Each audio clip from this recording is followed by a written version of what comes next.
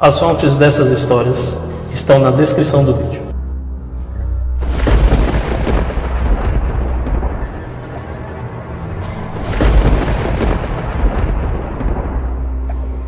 Imaginação ou realidade? Não sabemos. Você curte histórias de terror? Suspense? Gosta de situações intrigantes? Então deixa o like, inscreva-se no canal e vamos pro vídeo!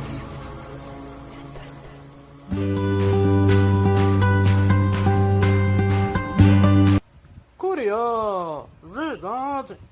Não importa se são livros, filmes, teatros ou pegadinhas na TV. O sobrenatural sempre chamou nossa atenção. Afinal, não sabemos o que acontece após a morte, temos apenas teorias. Casas velhas, cemitérios ou até mesmo o escuro do nosso quarto causam medo ou pelo menos ansiedade. As casas que veremos nesse vídeo são reais, porém as histórias, bem, aí fica por sua conta se acredita ou não. Isso porque quase sempre existem relatos que fogem à nossa compreensão, como vultos, barulhos e objetos que se movem sozinhos.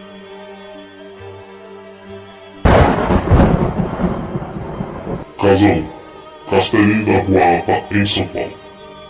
São Paulo, centro financeiro e gastronômico do Brasil.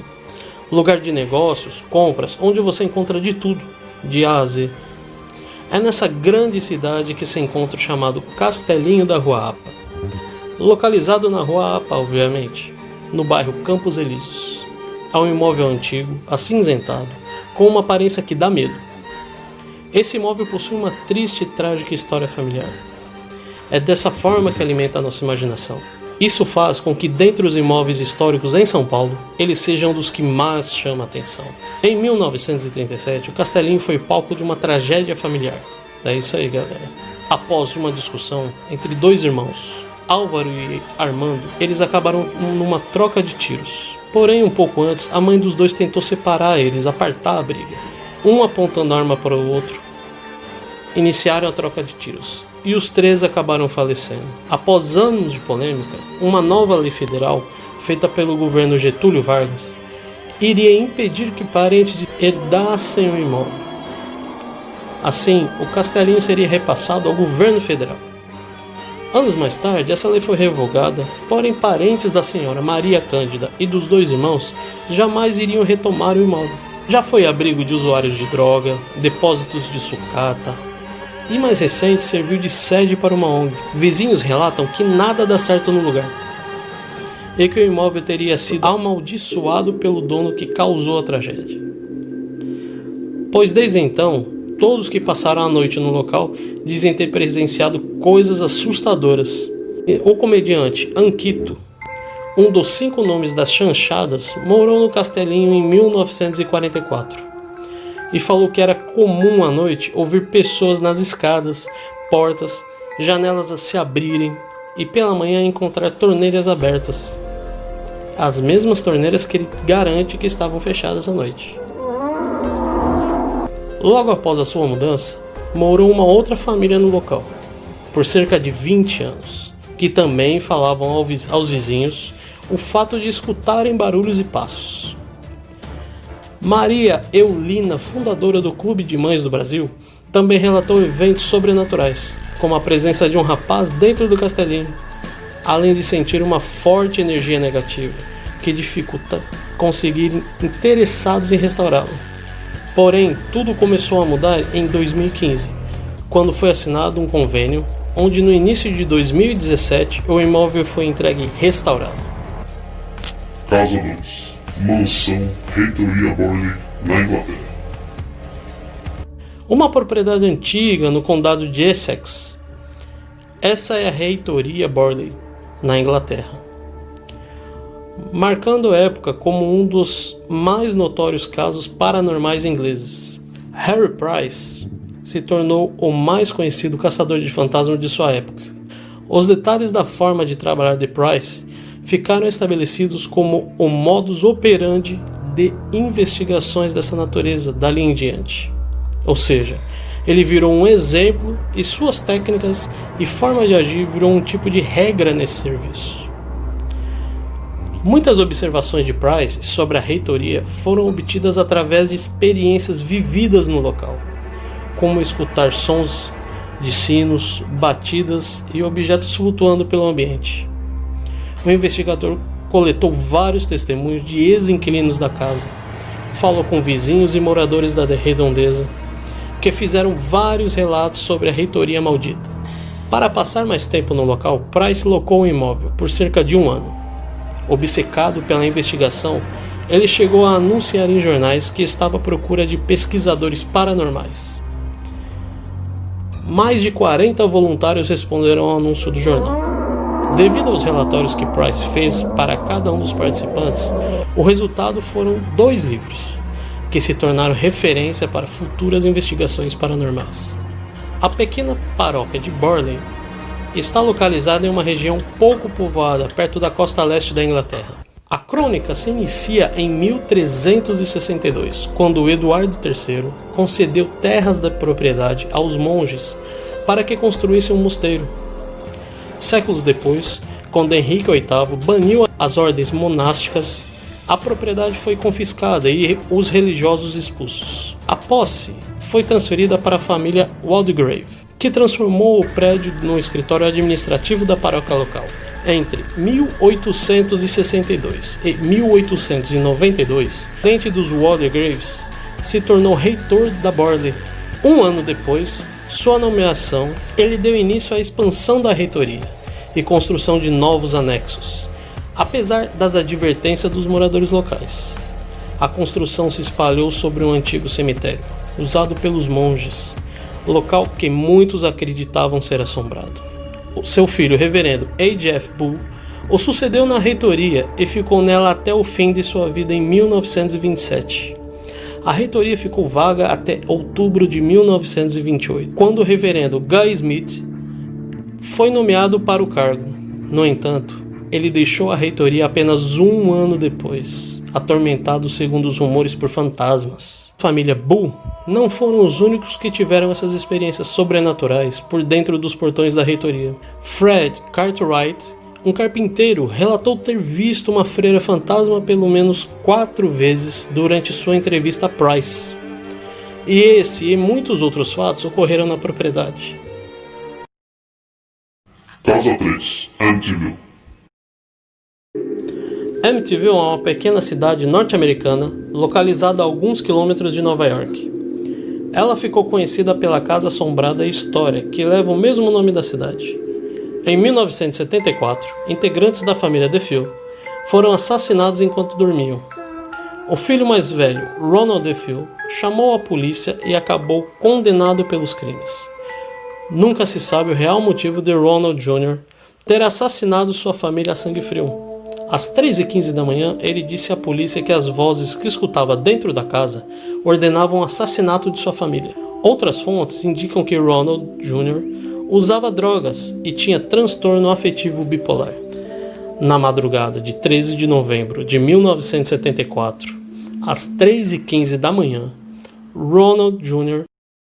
levantou de sua poltrona com seu rifle na mão com um silenciador e assassinou sua família inteira, seus pais, seus 2 irmãos e suas 2 irmãs.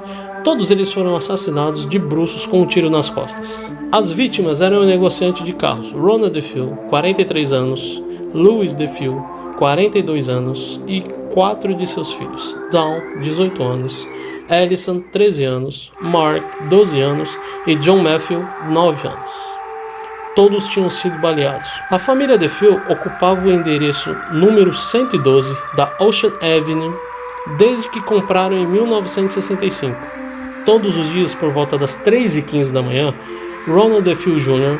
acordava com uma voz dizendo: Mata sua família. Mata sua família. Até que chegou o dia, já não conseguindo mais suportar essa voz maléfica, ele fez o que o espírito ordenava. Em 1975, George e Cat Lutz se mudaram com os filhos para o número 112 da Ocean Avenue. Tudo parecia maravilhoso. Uma casa comprada no valor bem abaixo de mercado. A nova família, formada pelo casal e os filhos Cat, de um casamento anterior, Daniel, de 9 anos, Christopher, de 7 e Melissa, de 5, mais um cachorrinho. Um dia antes da mudança, o padre Ralph Pecoraro foi à casa para benzê-la. Nesse momento, começaram a acontecer coisas estranhas. Bastou um pouco de água benta para o padre escutar uma voz maligna em um enxame de moscas voando no quarto que foi abençoado. Tudo isso em cima do padre. A voz dizia: "Vá embora." Logo a porta abriu com força, ódio, e disse que saísse de lá imediatamente, fazendo com que o padre nunca mais voltasse àquela casa. E aconselhou Cat Lutz a não comprá-la mínima. Ela não deu ouvidos. Após isso, ocorria um fato novo a cada dia. No começo foram coisas pequenas. A família sentia cheiros estranhos e desagradáveis em alguns ambientes.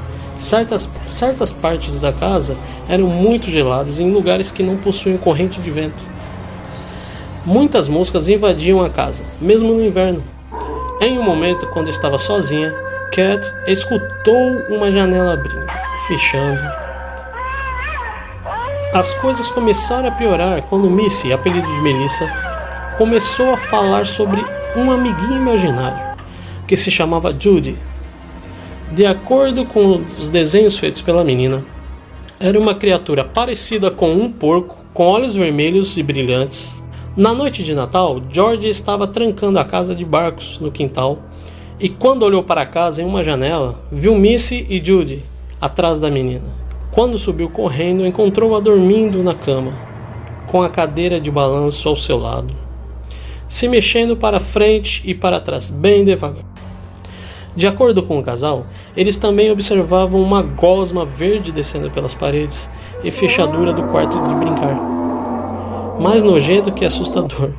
Na verdade, todas as noites, George acordava exatamente às 3h15 da manhã, exatamente como Ronald DeFeo Jr. Quase na hora da saída deles da casa, aconteceram acontecimentos bizarros, a ponto de enlouquecê-los. No 27º dia, a Cat Lutz descobriu que a casa tinha um quarto vermelho no porão da casa, de onde Ronald DeFeo Jr. dizia que vinham as vozes. Naquele quarto, um bruxo que fugiu de Salem começou a torturar pessoas no porão da casa. E foram esses espíritos que ordenaram a Ronald DeFeo Jr. a matar toda a sua família, e ordenavam George a matar toda a sua família também. No 28º dia, de madrugada, a família fugiu da casa, e George ficou com a lembrança do rosto de Ronald Jr. no porão da casa, em sua mente. A família fugiu da casa e sequer voltaram para pegar as coisas. Casa 4. Mansão Winchester. Localizada em San José, na Califórnia, nos Estados Unidos, a mansão Winchester levou 38 anos para ser construída. A casa foi projetada por Sarah Winchester, herdeira do Winchester Arms. As espingardas que foram muito utilizadas durante a Guerra do Oeste, que teve como finalidade ocupar as terras indígenas no final do século XIX. No primeiro ano que a primeira arma foi criada, a filha pequena de Sarah com William Winchester, Anne Winchester, faleceu decorrente de uma doença rara. Após 15 anos, seu marido morreu de tuberculose, deixando a mulher sozinha e milionária. Sarah herdou aproximadamente 20 milhões de dólares, que convertidos para o valor atual chegariam a 500 milhões de dólares. E mais 50% da empresa Winchester Arms. Sarah procurou conselhos de um médium para saber o que fazer com sua fortuna. Embora não se saiba ao certo o teor da conversa, dizem que o médium contatou a alma de William, que disse para sua esposa deixar sua casa em New Haven, Connecticut, e a convenceu a se mudar para a Califórnia. O espírito de seu marido teria dito ainda para Sarah usar o dinheiro da fortuna para construir uma casa que conseguisse abrigar os espíritos daqueles que foram vítimas das armas Winchester. Caso contrário, a mulher seria assombrada por eles pelo resto da vida. A milionária contratou 18 funcionários que trabalhavam dia e noite, sem pausa. Devido à falta de um planejamento e de um arquiteto, a casa foi construída de forma aleatória. Na virada do século, a mansão chegou a ter 7 andares, 161 quartos, 47 lareiras, 10 mil vitrais, 2 porões, 3 elevadores e 600 portas. Ao todo levava cerca de 4 horas para visitá-la por inteiro. Luzes de ouro e prata davam um ar de elegância à mansão. Infelizmente, em 1904, um terremoto atingiu San José e a mansão Winchester sofreu alguns danos e atualmente a casa conta com apenas 4 andares. Sarah Winchester nunca confirmou o que levou à construção da casa, mas de acordo com relatos de ex-funcionários, a milionária tinha sessões diárias com médiuns locais. Dizem que foram os responsáveis pelas adições ilógicas na mansão. Sarah dormia em um cômodo diferente todas as noites e usava passagens secretas para se locomover com finalidade de não ser seguida por nenhum espírito. Casa 5, Mansão Shaolin, na China. Prédio localizado no centro de Pequim não encontra compradores. Localizada no centro de Pequim, na China, onde imóveis chegam a custar milhões de dólares, uma mansão com arquitetura barroca francesa está abandonada desde o fim dos anos 40. De acordo com o jornal The New York Times, a casa localizada na Rua Shawnee, número 81, não encontrou compradores desde a última tragédia em 1949, quando uma mulher abandonada pelo marido teria tirado a própria vida dentro da casa. Boatos na região indicam também que nos últimos anos a mansão se tornaria um cenário de filme de terror, mas nada foi confirmado. Dentro dos cômodos da mansão há diversas pichações pedindo para que as pessoas que se aventurarem a entrar na construção não permaneçam no local devido às assombrações. De acordo com a Diocese Católica de Pequim, o prédio quase chegou a ser demolido, mas agora está na lista de construções históricas que poderão ser preservadas pelo Estado. Gostou? Então deixe o like, inscreva-se no canal, ative o sininho para não perder as notificações, siga-nos no Instagram e até o próximo vídeo!